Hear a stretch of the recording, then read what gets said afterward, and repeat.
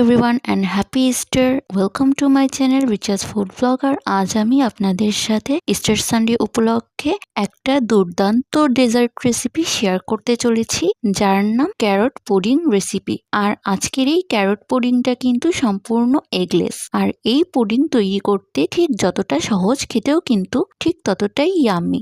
আর আজকের এই ক্যারট পুডিংটা কিন্তু আমি কোনো বেকিং এর ঝামেলা ছাড়াই তৈরি করে নিয়েছি। তো তাহলে চলুন আর দেরি না করে শুরু করা যাক আজকের রেসিপিটি।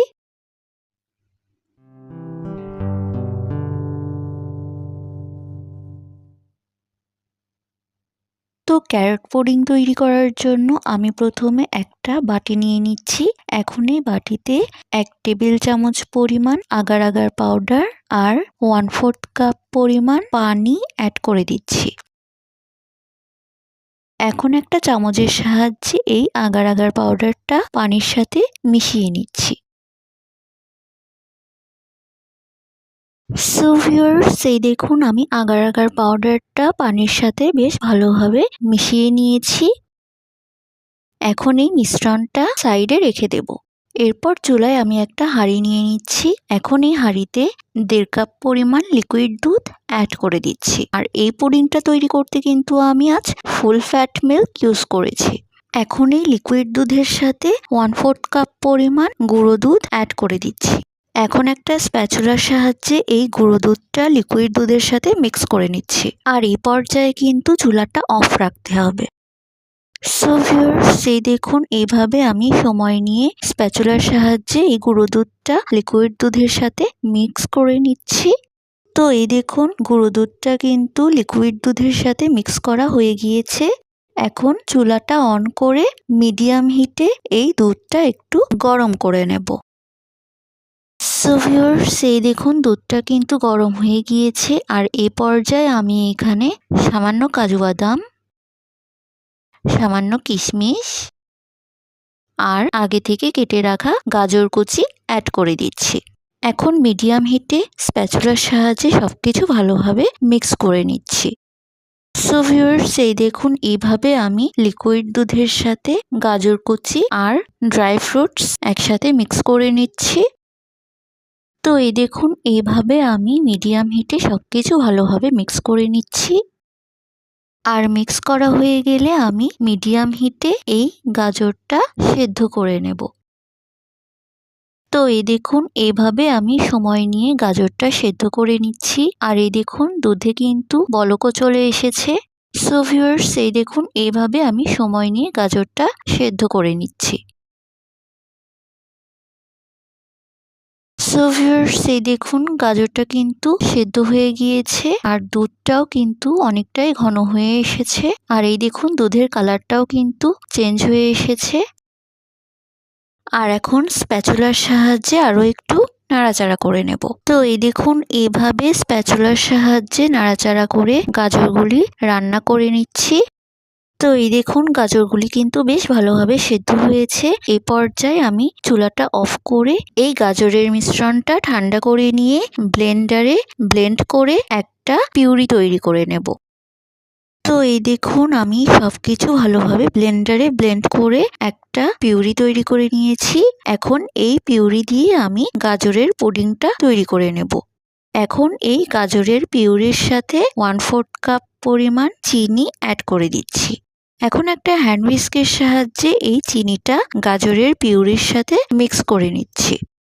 সো ভিউয়ার্স, এই দেখুন এভাবে আমি সময় নিয়ে চিনিটা গাজরের পিউরির সাথে মিক্স করে নিচ্ছি। আর এই পর্যায়ে কিন্তু চুলা লো হিটে রাখতে হবে। তো এই দেখুন এভাবে আমি চিনিটা গাজরের পিউরির সাথে ভালোভাবে মিক্স করে নিচ্ছি। আর মিক্স করা হয়ে গেলে এ পর্যায়ে আমি এখানে 1/4 চা চামচ ভ্যানিলা এসেন্স আর সামান্য একটু অরেঞ্জ ফুড কালার অ্যাড করে দিচ্ছি। এখন হ্যান্ড হুইস্কের সাহায্যে সবকিছু ভালোভাবে মিক্স করে ক্যারট পুডিং এর মিশ্রণটা তৈরি করে নেব। সো ভিউয়ার্স, এই দেখুন এইভাবে আমি হ্যান্ড হুইস্কের সাহায্যে সময় নিয়ে লো হিটে এই ক্যারট পুডিং এর মিশ্রণটা তৈরি করে নিচ্ছি। আর এই দেখুন এভাবে আমি বেকিং এর কোনো ঝামেলা ছাড়াই Easter Sunday special eggless carrot পুডিংটা তৈরি করে নিচ্ছি। সো ভিউয়ার্স, এই দেখুন পুডিংটা কিন্তু প্রায় তৈরি হয়ে এসেছে। আর এই পর্যায়ে আমি আগে থেকে তৈরি করে রাখা আগার আগার পাউডারের মিশ্রণটা অ্যাড করে দিচ্ছি। এখন হ্যান্ড হুইস্কের সাহায্যে এই আগার আগার পাউডারের মিশ্রণটা পুডিংয়ের মিশ্রণের সাথে মিক্স করে গাজরের পুডিংটা তৈরি করে নিচ্ছি। সো ভিউয়ার্স, এই দেখুন এইভাবে আমি সময় নিয়ে লো হিটে এই গাজরের পুডিংটা তৈরি করে নিচ্ছি। তো এই দেখুন গাজরের পুডিংয়ের মিশ্রণটা কিন্তু তৈরি হয়ে গিয়েছে আর পুডিংয়ের মিশ্রণটা অনেকটা ঘন হয়ে এসেছে। এ পর্যায়ে আমি চুলা অফ করে পুডিংটা নামিয়ে নেব। এরপর আমি এখানে একটা কেকের মোল্ড নিয়ে নিচ্ছি। এখন এই কেকের মোল্ডে এই পুডিংয়ের মিশ্রণটা ট্রান্সফার করে নিচ্ছি।